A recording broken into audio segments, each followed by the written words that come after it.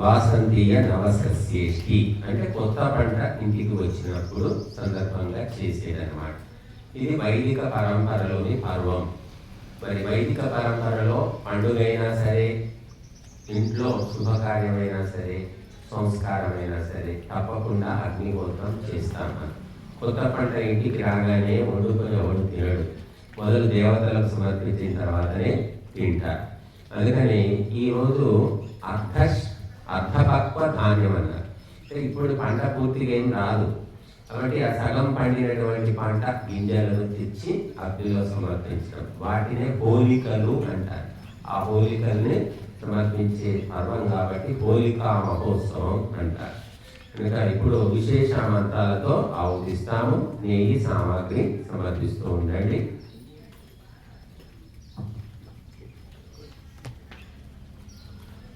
ఓం శతాయుధాయ శతవీర్యాయ శతోతయే మధ్యమాతిశాహే శతం యోనా శరదో అజీరాదింద్రో నేషదతి దురితాని విశ్వా.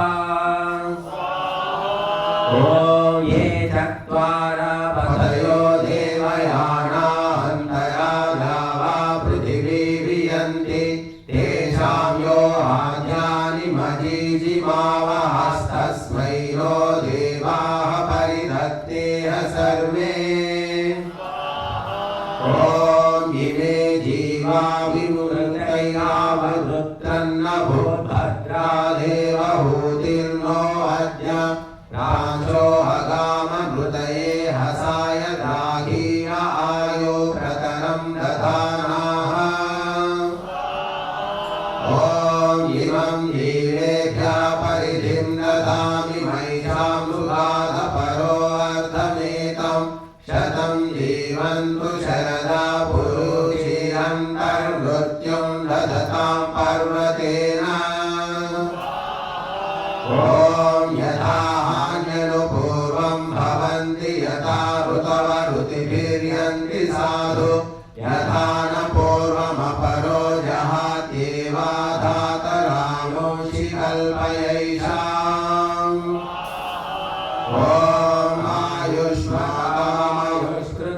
ప్రాణేన జీవమామృతాః యహం సర్వేణ పాప్మణి యక్షేణ సమాయుషా. ఓం బ్రహ్మచర్యేణ తపసా దేవా మృత్యుమపాఘ్నత ఇంద్రోహ బ్రహ్మచర్యేణ దేవేభ్యः స్వరాభరత్.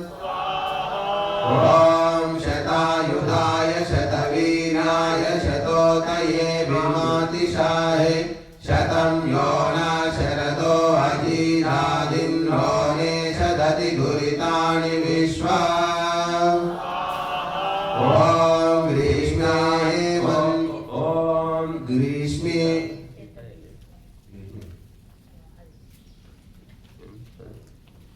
ఓం గ్రీష్మే హేమంత ఉదనో వసంతః శరద్వర్షాః సవితన్నో అస్తు తేషామృతాణాం శతశారదానాం నివాతయేషామభయే స్యామ స్వాహా. ఓం ఇద్వత్సరాయ పరివత్సరాయ సంవత్సరాయ కృణుతావృషన్నమః తేషాం వయం సుమతో యజ్జియానాం జోగ్జీతా అహతాః స్యామ స్వాహా. ఓం పృథివీద్యోః ప్రదిశో దిశో యస్మై జుభిరావృతాః తమిహేంద్రముపహ్వయే శివానః సంతు హేతయః స్వాహా. ఓం యన్మే వాచిదుపేప్సితమస్మిన్ కర్మ నివృత్రహన్ తన్మే సర్వం సమృద్ధ్యతాం జీవతా శరదశతం స్వాహా. ఓం సంపత్తిర్భూతిర్భూమిర్విశ్చైష్యంగ శ్రేష్టం శ్రీః ప్రజామిహావతు స్వాహా. ఇదమింద్రాయ ఇదన్న మమ. ఓం యస్యాభావే వైదికలౌకికానాం భూతిర్భవతి కర్మణాం ఇంద్ర पत्नीमुपह्वये सीतां सामेत्वनपायिनि भूयात् कर्मणि कर्मणि स्वाहा इदमिन्द्रपत्न्यै इदन्न मम ॐ अश्वावती गोमती सुनृतावती विभर्त्य प्राणभृतो अतन्द्रिता खला मालिनी मुर्वरामस्मिन् कर्मण्युपह्वये ध्रुवां सामेत्वनपायिनि भूयात् स्वाहा इदं सीतायै इदन्न मम ॐ सीतायै स्वाहा ॐ प्रजायै स्वाहा ॐ क्षमायै स्वाहा ॐ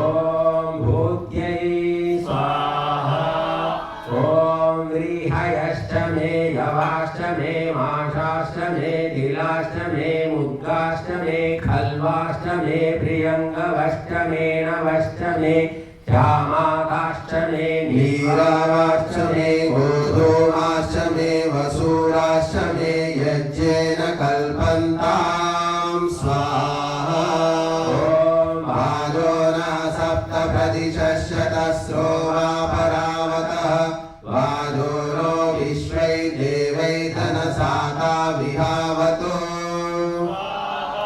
ॐ वाजो नो अद्य प्रसुवादिदानं वाजो देवा ऋतुभिः कल्पयाति वाजो हिमा सर्ववीरं यजान